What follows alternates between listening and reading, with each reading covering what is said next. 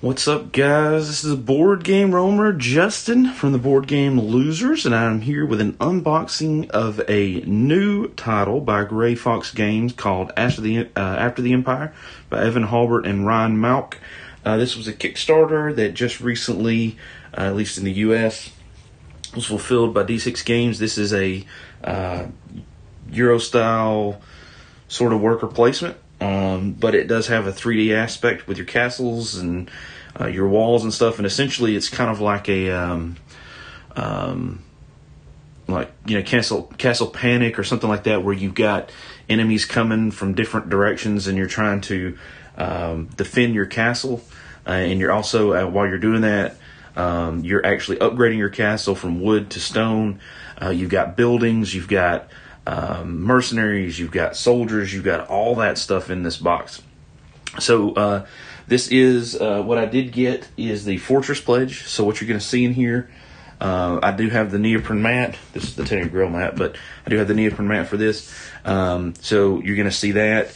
You're going to see some upgraded components. So if you are watching this unboxing, just be aware that if you got the retail or the base pledge, that you may not have all of these things exactly, but this will at least give you a good idea of what you should get in the game, and just give you an idea of what this game's about. I'm really excited about this game. This is different. I like Castle Panic. I like the engine building and the worker style placement games, and this game really, I think, does a good job of that. The mechanics, which we're not going to go into in the unboxing, but the way the mechanics work, where you've got depending on the card draw, you've got enemies coming from different sides, and you're having to defend all of your castle, your sides, and you've got farms, and you just got all that sort of stuff. It's really neat. And the point track probably is my favorite, in that your victory points are gold, but your gold you have to spend to do things, to buy units, and along with other resources too, but to buy units. And those gold values, the gold value you have is your in-game points. But at the same time, that is how you buy stuff. So you have to kind of be very careful about balancing, how much money do I spend to buy my units, as opposed to keeping money for points. And also, the other thing about this is that these points, depending on how many points you have, the cards that come out are going to increase or decrease the number of units that are attacking you. And as the game progresses across the 7 seasons, I believe it's 7, there's actually going to be a timer, so to speak, that's moving up the coin track. So you can't just stay really low during the game and not get a whole lot of attackers while everybody else goes up and up and up in the gold, and then get a bunch of attackers. That marker is going to continue to move, and the game is going to force you to have to get more coins. And as a result, the minimum number of units that are attacking is just going to continue to increase. So you can't just sit back and try to do a sprint at the end. You do have to continually build an engine, continually get that gold. It's a really neat idea. Very different. I can't think of a game that has done it like this. So I'm really excited to get this one to the table at some point. As far as I know, there is no official solo for this. Excuse me, it's 2 to 4 players. So keep that in mind if you're looking at this for solo only. Typically, when I buy stuff, honestly, I always pretty much try to buy something with solo, because obviously we have our Board Game Losers group, and I do get to play a lot, but I do play a lot by myself as well. So I want to make sure I get something that I can do that with. So that is one thing to consider. But yeah, overall, I'm super excited about this title. It's beautiful. It's going to be a real treat for you guys to get this. And Gray Fox Games, they just do really good work for the most part. I just like that publisher. So enough of me jibber jabbering. Let's take a look here, and let's actually go into the box. Now, I've already opened the box and unwrapped it and put a couple things in here, but I'm going to go through all the components and show you what we got. So let me tell you, first of all, this box, it's a hefty boy. It is a wide box. So that's my hand. So you can see it's pretty wide. All right, deep. I guess I shouldn't say wide. I should say deep. Also, the lighting is a little bit off today because I don't have my normal lights. I literally just have a normal fan in the room with the lights, so the lights aren't great. But I wanted to get this out to you guys because I'm really excited about it. So, this did not come in the box. I'm going to set this aside for now. Rulebook, QR code on the front to how to play it. I wish that there was a glossary or icons on the back. There's not, but I think that they've addressed that a different way. Rulebook overall, it's really not a complicated game, honestly, from everything that I've seen. The combat is fairly straightforward. Just the combat steps, there's a little bit of some things going on with the archers, but overall, it's pretty straightforward. And there's the glossary right there. You can see there's not really a lot of icons here, right? So that's good. It makes it simple, but don't mistake that for not a lot of meat in the game. This being the deluxe edition, we do have these game trays, which when you put them side by side, lo and behold, make a little castle, basically the castle that you're going to be building. So there's 2 of those. I've seen some people take and they're splitting all the resources in half and putting half in one, half in the other, and then I've seen some people who put all their stuff in these bins for whatever resources you're talking about. However you want to do it's fine. And of course, the obligatory baggies, various sizes, which is kind of interesting. Usually you just get a whole bunch of one size, but we got like 4 of those kind of bigger 4x6 sides, and then we've got maybe the 3x4 bags here, and then maybe 4 3x4 bags. So I'm assuming that this is probably player color stuff, but don't quote me on that. You can use these if you want to. If you did not get the deluxe edition, you'll need to use these or provide your own. Otherwise, you're just going to end up using these game trays to do the same job. Punch board. So, like I said, I've already opened this, but one of these tokens had fallen out already. So, good quality, fairly thick cardboard. So I'm excited about that. The fact that fell out is really nice because that means that these are punched, and I should not have any trouble getting the tokens out and ripping any of the artwork. So that's a plus. Here we go. Here's some player aids for combat, for construction cost, round structure. All right, so there are 4 of these, so you do have a little bit of a player aid there. Awesome. Here are your player boards. These player boards are good, thick, hardy player boards. Let me pull these out. These are kind of interesting here. Oh gosh. Well, I said I'm going to pull them out. There it goes. There we go. Come on. Watch me struggle. Now, in the exclusive, I say this. I'm not sure if you get this. I didn't double check. I should have. I have some other boards for this that are neoprene, but these boards, like I said, they are very thick, very sturdy. Artwork is very different on every board for the player color. So there's green, red, purple, blue. Probably would have gone with like a yellow for this color, maybe, or something like that, because I think I have a friend of mine that's colorblind, and he's probably going to have a hard time with all 4 telling the difference between these 2. I know colorblindness affects different people in different ways.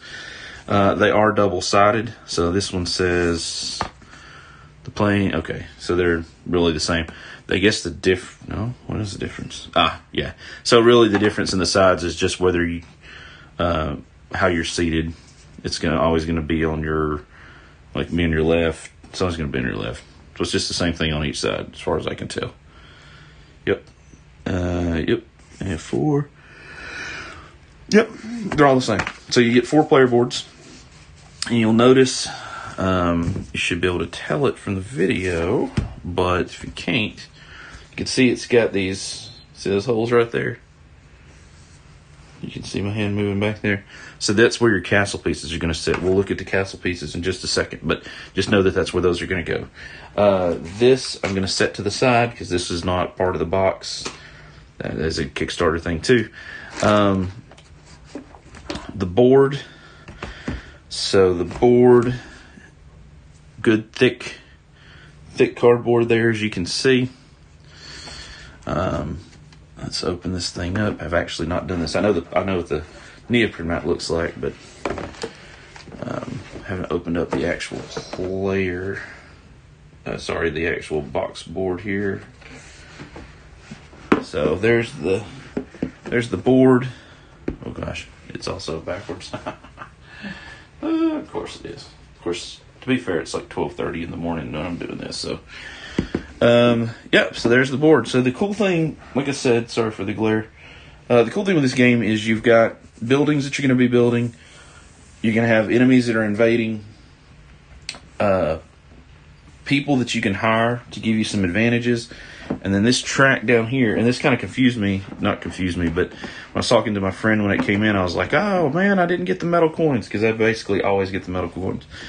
But if you see, look down here, this is your money track. So this is how you know how much money you have. But you can see these little spots here, these little catapults, siege engines.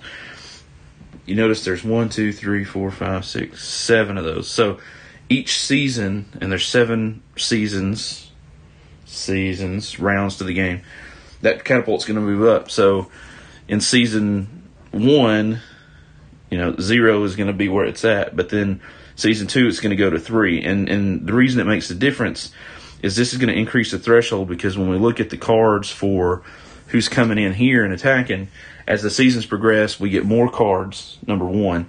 But number 2, those cards have values on them that have to do with the money. And the more money you have, or points you have, the more archers and or invaders there's going to be.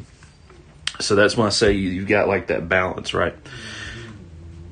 All right, so we're going to set this kind of to the side. Let's see. Let's set this over here underneath. Let's do that. And we'll use this board as an example because... So we got a lot of stuff going on here. In the regular version, retail version, hold on just a second. My dogs are going nuts. Okay, sorry. So in the retail version of this, right, I've got these player colors, right, and I've got all these units. So, well, that's not a good example because that's not really player colors. We've got a ton of bags here, so let's just slowly go through the bags. So you're going to have... some enemies, right? So this bag, I believe, is this is going to be enemies that are attacking you. So if in the normal version of this, you're going to have cubes, red cubes, green cubes, for archers that are going to be attacking you, or tokens that are going to represent that. So in the upgraded, the deluxe edition, all those cubes have been converted into these little. Now, when I say little, guys, I was very surprised. Like, I knew they were going to be small, but when I saw them, I was like, oh my God, that is really small. So, I mean, there's 3 of them right there. 3 of them. They are small. But those represent the enemies attacking, and these will be cubes. All the resources will be cubes in the normal game, so just keep that in mind. So we have archers, and we have regular enemies that are attacking. And then we have our player colors. So we have our meeples. This is worker placement, right? So we're going to have meeples that we're going to use to place to action spaces on the board. Then we have, of course, our player colors. So we've got blue. Here, let's just get them all out, right? The rest of them over here. Well, there's blue. There's some red. There'll be purple, and there'll be, well, maybe the green ones were your guys. Yeah, maybe they were. Huh. I haven't really sorted all this yet, so I don't know how this is going to work. You got your different tokens for your round track and your player colors. And, okay, so I'm not really sure what those are. But here's the other thing. So in the main game, you have, and I'm going to come back to these. All right. You have all these pieces. All right. And all these pieces you can see are actual like 3D legit pieces. Some are brown, that represents wood. Some are stone. Gray, that represents stone. And so what you're going to be doing with these pieces, get all these out here. All these pieces, you're going to be building. You're going to be building your castle. So let's see. Let's move this up right quick. So, for example, here's my player board, right? So you start the game out with wooden items, with wooden gates.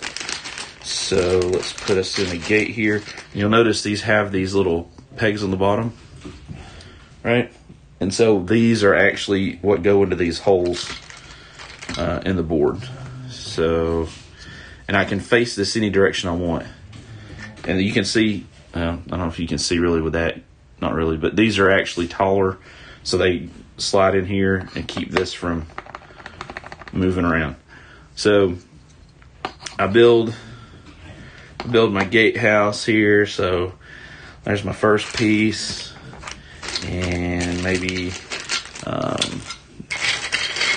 again plenty of other pieces. And you can see on the top,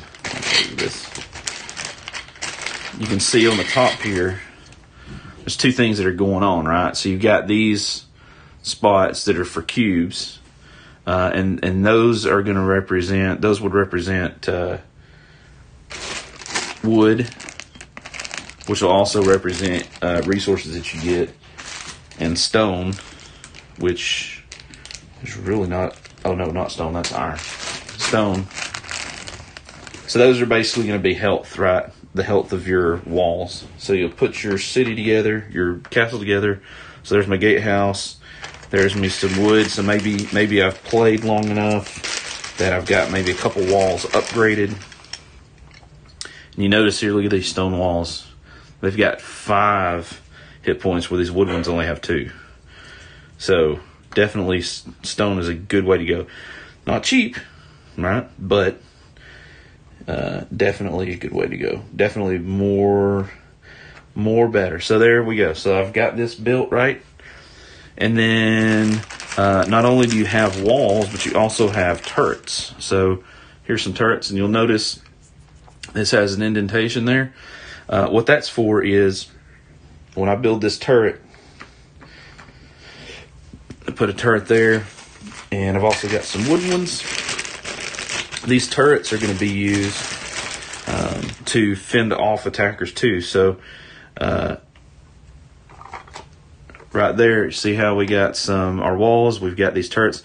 So anything that comes from here and here, these turrets are going to be able to fire at, right, to help defend.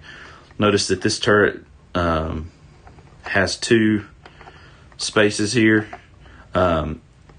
These, I believe, can be destroyed. The wooden ones are set on fire. I think the wood ones can be destroyed. The stone can only be set on fire, but they're going to help defend. But you can see, right, as you play, you can mix and match. So, like, you know, I could have done it in such a way that I actually started out with these matching, but it's completely possible that I could have some sort of configuration, you know, like this, right? Just the order you upgrade is completely up to you. But you'll also notice, again, it's kind of hard to see, but there's these little ramparts here, right? So health goes in where these cubes would be, right? So let's just do it while I'm doing. I wasn't going to do this, but I'm committed at this point, right? So I take for example, these stone cubes, and I won't put one in everywhere, but we'll just say that that's got 3, and this side's got 3 because it's been damaged. And then my wooden, we'll say the gatehouse is good, because you do have to have a gate. You can only have one gate, so, and it doesn't have a big entrance. So boom, boom, right there. So there we go. So there's an example. There's our hit points, right? And then we would put our units. We either have soldiers, generic soldiers that we hire. I think these are the ones that attack you. You can hire mercenaries, which are the blue ones. Archers, which are enemy units. And then you have just regular soldiers. And again, I don't know which ones of these are for the heroes. Which one of these are for... Actually, you know what? Let's just look. Is it going to show me? It's probably not going to show. Well, there's 50 soldier cubes. 50 soldier cubes, 25 mercenary cubes, 30 archers, 40 swordsmen. So, wow. I'm not sure which one's which, but at any rate, we'll just use these as an example. Because your soldiers are generic. It's not like you don't have to have player colors for soldiers. So, I would put soldiers that I've bought and paid for and have to feed. All right, I've got them in my castle. So I've got 4 or 5 of those in my castle, and so I can actually place them on my walls when combat starts. And the cool thing about this too is you're not going to always know what direction these guys come from. So you're going to know like the first card, but you're not going to always know every card. And then I can even leave some in the center if I want to.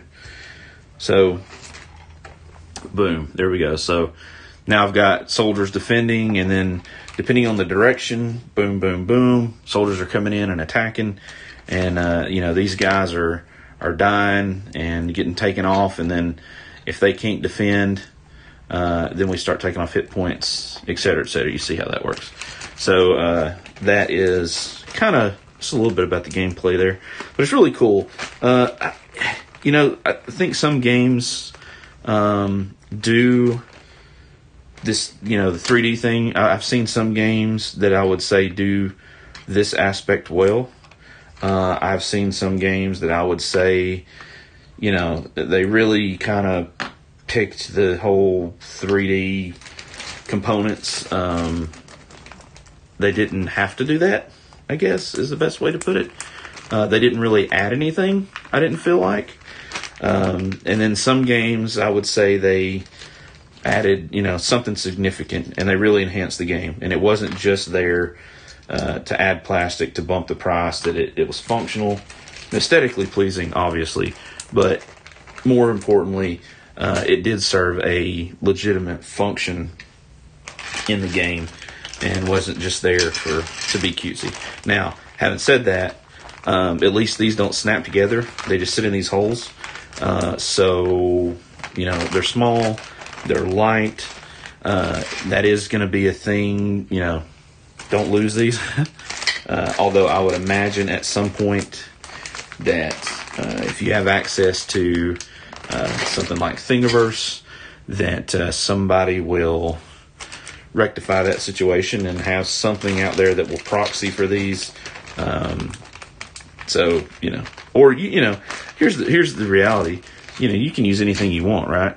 Obviously these come with the game, but if nothing else, you could print out cardboard. You could take pieces of paper, put them on foam board, and just have little strips, right? And put tokens on it if you lost this stuff or something happened to it. But it does add something to it. And I think it's cool because it gives you that, graphical representation, showing you that your castle, you feel like this is more than just art, and that you're really, as you add the pieces and upgrade the walls and stuff, that you're really building out your castle, which I really, really like. Some more stuff here. So we've got some generic workers. I think there's ways to get those. There's the catapult that I told you about that's going to move along the track. This, I believe, is the food, because you have farms that give you food, and you do have to feed your soldiers. So, the more soldiers you have, the more you got to feed, right? So here's some cards. Now, there are a couple. These are two separate packs. So I think like this was a Kickstarter promo card. You would not find this in the retail version. And then there's the standard pack. Pretty cool eyes in the back. Here's an example.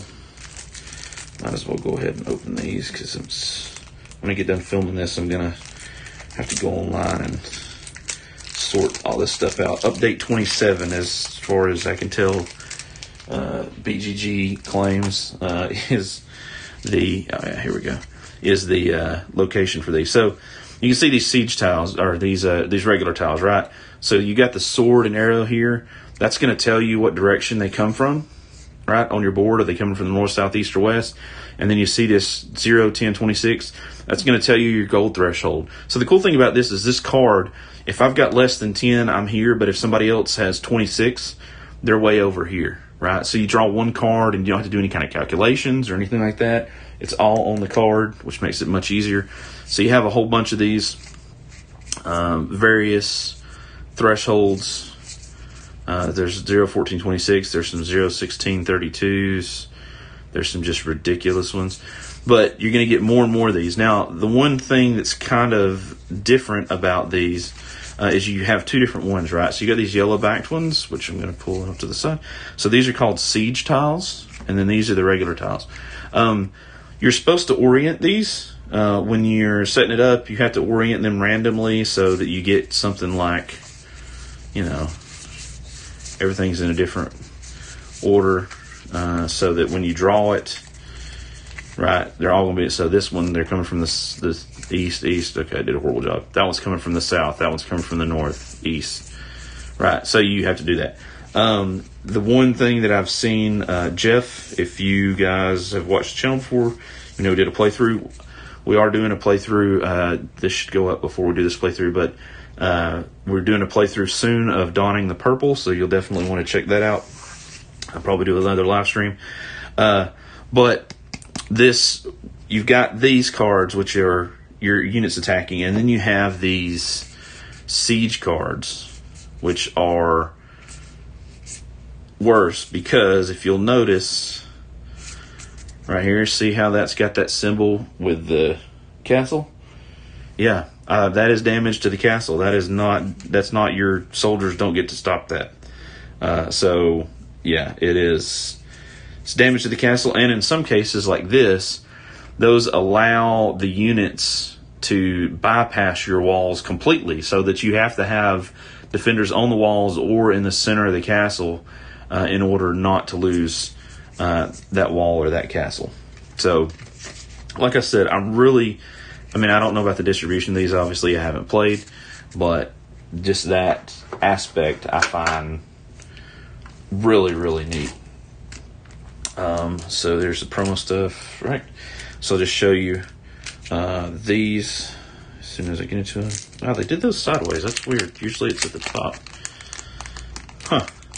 Interesting. Not that it really matters, I suppose, but it's interesting. So you have things like have the most of a particular type of card there. You have the most wood, have the most stone. No wooden city piece. So you have to have all stone, the most refugees, the most buildings. And you see these points, like 2 points, 3 points, 2 points, 3 points. Doesn't seem like a lot of points, but in the end, your buildings and stuff they only count for a very small number of points. So your gold, as you can see, is definitely the larger prize that you need to be working toward, because that is where the considerable bulk of your points will come from. these are just bonus points, and they will make a difference. And from what I have seen in other playthroughs and other people talk about this that have played it, and in playtesting, I think, from what I can tell, they did a pretty good job of balancing that. Whether you go the route of building a bunch of buildings and stuff and hiring a bunch of mercenaries and defending that way, or if you go the route of hiring a bunch of soldiers you have to constantly feed, like, those are all viable routes. It's not one of those things where there's kind of like there's something that you got to do, and if you don't do that, then you're just going to lose. It seems like it's balanced enough so that there are a number of different strategies that are different, very different from each other, but that are still viable, which, does not always happen. So, let's see, let me look at the backs. Yeah, so there's there's blue cards and green cards. Blue cards are buildings. So these are buildings that you have costs for. So there's some wood costs and stone costs that give you some immediate benefits, and then some things that you can do, like this lets you heal a little bit. The garrison and the chapel, the bakery will, this is a worker spot, so you can go there and get 7 food. So, you got a lot of different things in here for that. They're very expensive. I mean, you have to pay. So, you got to pay these resources, and then at the end of the game, this is going to be points, right? So some of these, like this garrison, it's not worth any points at the end of the game, but, you do get to heal too, and you get to immediately gain a couple soldiers when you place it. So that's nice. You got some 1s, some 3s, some 2s. Looks like 3's the most. But most of these are 1s or 2s with a few 0s. Actually, I guess the only 3 is the marketplace. That's basically a conversion, but again, that's a worker placement spot. That costs an iron, which I'm assuming is pretty hard to get. So, pretty neat. I think that this game could see some expansions, some really nice expansions. I think that this game could see some expansions where it's not really PvP at this point because you're defending against the hordes coming in, but I could see them making some sort of expansion that makes it PvP, where you're fighting each other, and stuff like that. Here's some buildings. So you got, not buildings, sorry. Oh, there's some more of those in there. Oh, interesting. I don't know what those are. Those must be... I do know what those are. So these are special cards that you start with. So here's... I'll set those aside for now. These are people that you can buy. So this is the... you had a spot on your player board or on the... for buildings, and then you have a spot that you put these guys, and so you buy these just like you buy buildings, except you'll notice that these cost gold and they cost food, right? So instead of wood and stone and iron, these cost gold and food.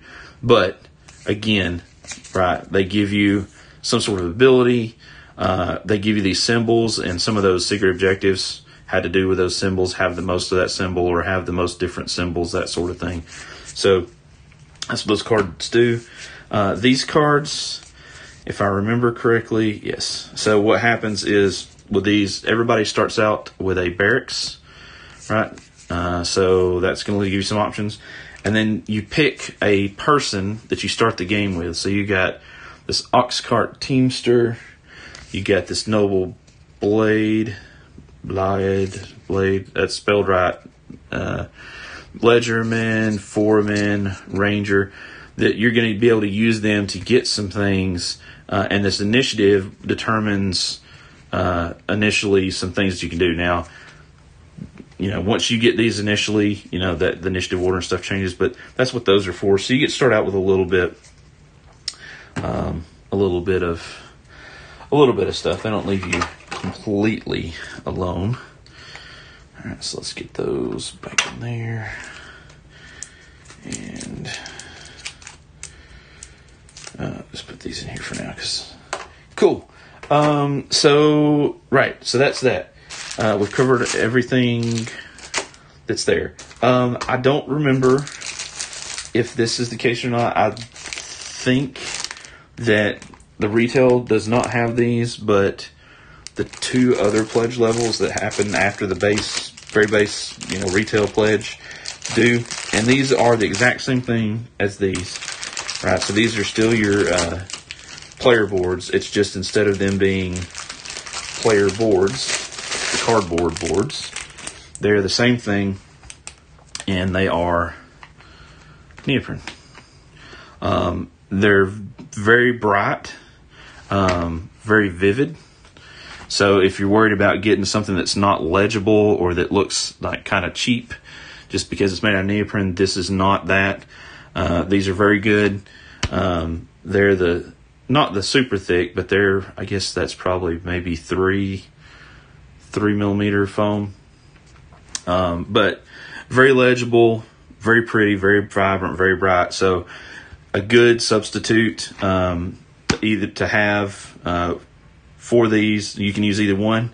Everything's the same. There's no like A side, B side, asymmetric powers or anything with these. They're just, they're all the same. There is, which I don't have it in here with me, but there is a mat, neoprene mat for the main board. So that is an option, depending again on your pledge. You may have gotten that. And that is After the Empire by Gray Fox Games. Super excited to get this one to the table. Don't know when that'll be, but hopefully it'll be soon. Thank you guys for watching. Thank you guys for subscribing. I know I talked a lot about this game and gameplay, but it's just not my intent. But I really am excited about this game. I think it's going to be a great one. I wish it had a solo mode. That's the only ding I guess I would give this, but I can understand. I got it knowing it didn't have it, but I think it would be fun at 2. From what I've seen, all the way up to 4. So definitely check it out. Yeah, like I said, thank you guys for watching. Thank you guys for subscribing.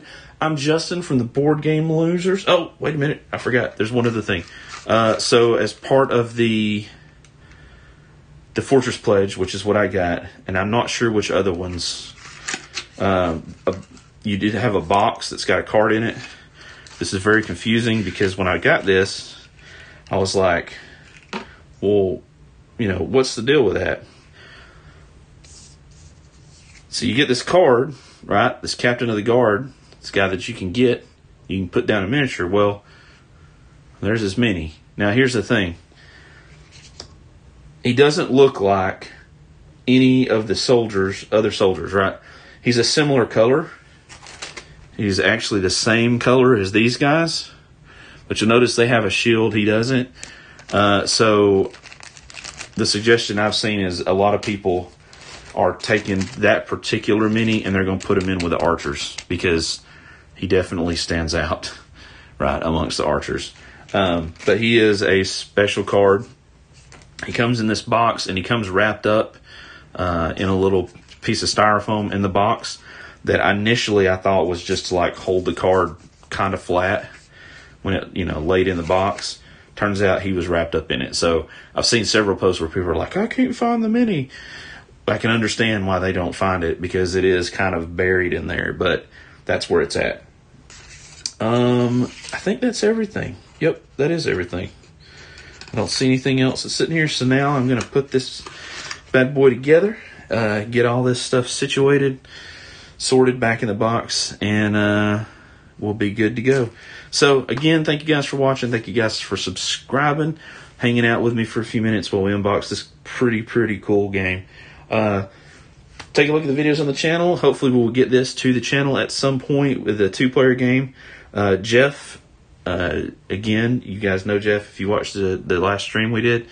He is doing a playthrough currently on his channel, so check it out. Hopefully at some point I can do maybe a 3 or 4-player playthrough of this to give you kind of an idea of how it scales up with the more player counts, higher player counts. So thank you guys. I'm the Board Game Roamer, Justin from the Board Game Losers, and I will see you, my friends, in the next video. Bye, guys.